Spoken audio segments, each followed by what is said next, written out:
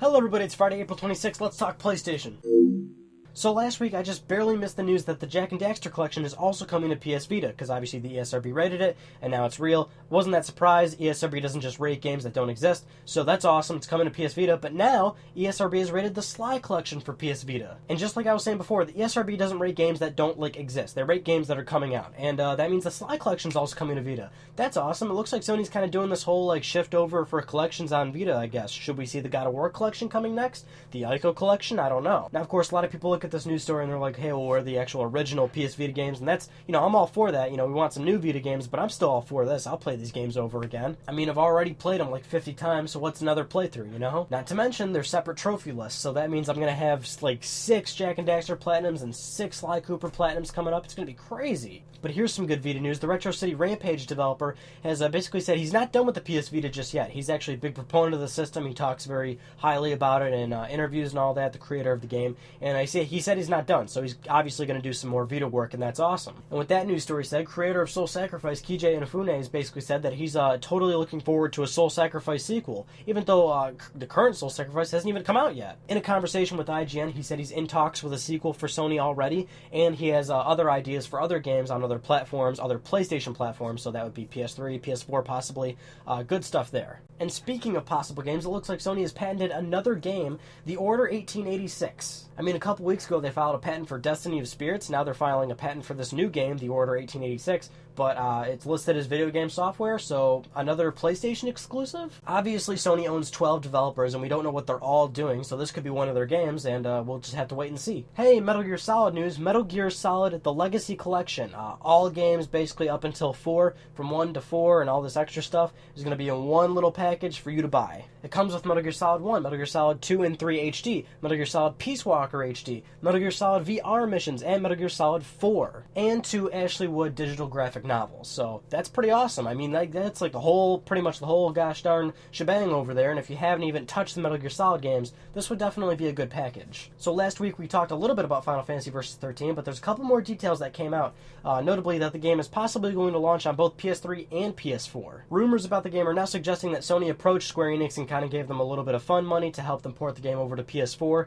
and kind of have a simultaneous release, and then it would be exclusive to PlayStation, so PS3 and PS4, and we still don't know yet if they're renaming the game to Final Fantasy 15, but that's what the rumor is saying. Now, all these rumors do seem to make sense. There is some truth to it. This is certainly a plausible situation. Sony actually hands out money all the time to help developers, so this would be no different. But it does seem like more and more rumors are coming out about Versus 13, so obviously something is right around the corner, and I'm going to say let's watch E3. So let's talk a little bit about EA. Well, they're doing a lot of layoffs, a lot of company restructure. Most notably, they're shutting down the EA Partners label. The EA Partner label is basically for EA to basically publish games that are outside developers, most notably Insomniac Games. If you guys even remember, Insomniac Games is currently making a multi-platform game for PS3 and 360 called Fuse, and they are under this label.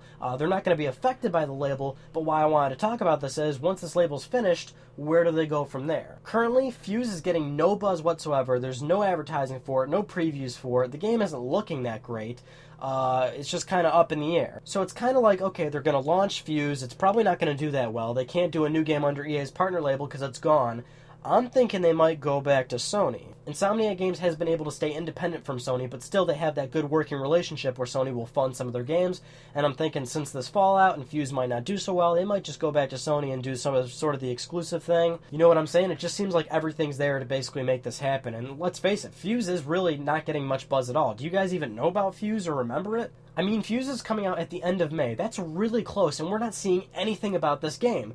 It just seems like everything's here to kind of make it not do so well. That's just my opinion, though. What's yours? So I found this really interesting. How much money did Heavy Rain make for Quantic Dreams? Obviously, Heavy Rain was a very different kind of game. It was a interactive drama. Really didn't appeal to all the Call of Duty players out there, those casual gamers. But how much money did the game actually make? Apparently, the game took $22 million to make, and then $30 million for marketing, and then $40 million for distribution, and Sony made $100 million on the game. deduct the expenses from that, and that's huge profit. I was kind of blown away that Heavy Rain made that much money, and that is fantastic. I'm so glad they made that work. I mean, Sony took this idea in, funded it, really believed in it, sent it out there. It was a different kind of game, and it did well, and that's great. Because I want to see games like that, games that are different, games that tell a story, games that get you emotionally hooked.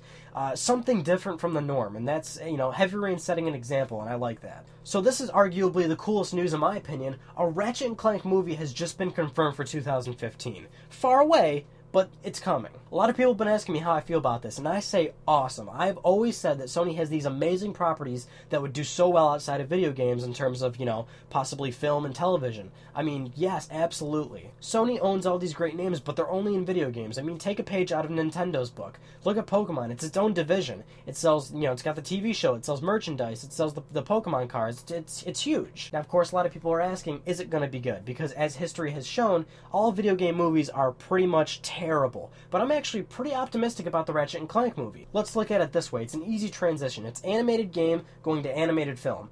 Look at a PS3 Ratchet & Clank, take out all the gameplay segments, and you've got a movie right there. So animation looks fantastic for the trailer that they showed. Boom, right there. The movie looks completely authentic. It's not stupid like a Dragon Ball Z movie or the Mortal Kombat movies. It looks authentic. Then there's the fact that writers from Ratchet & Clank are working on this movie. The actual people that write Ratchet & Clank, that know Ratchet & Clank the most, are working on the movie, writing the script. That right there solves a huge ton of problems. If you watch the trailer, it is completely authentic to Ratchet & Clank style, and that's fantastic news because that's what we want. We want it to be like Ratchet & Clank, not some Hollywood spin. Now, in terms of what the movie actually is, it's Ratchet & Clank 1. It's Ratchet & Clank and Captain Quark basically against Chairman Drek, the first Ratchet boss. 2015 is a long way out. I'm not sure why they announced it so soon, but I am optimistic. But speaking of which, a Heavenly Sword movie is also apparently going to be made. So apparently the same company that's doing the Ratchet movie is also doing the Heavenly Sword movie, but it's actually going to be not as blockbustery, I guess. It's going to be animated, no real people, and then it's going to be direct-to-home video.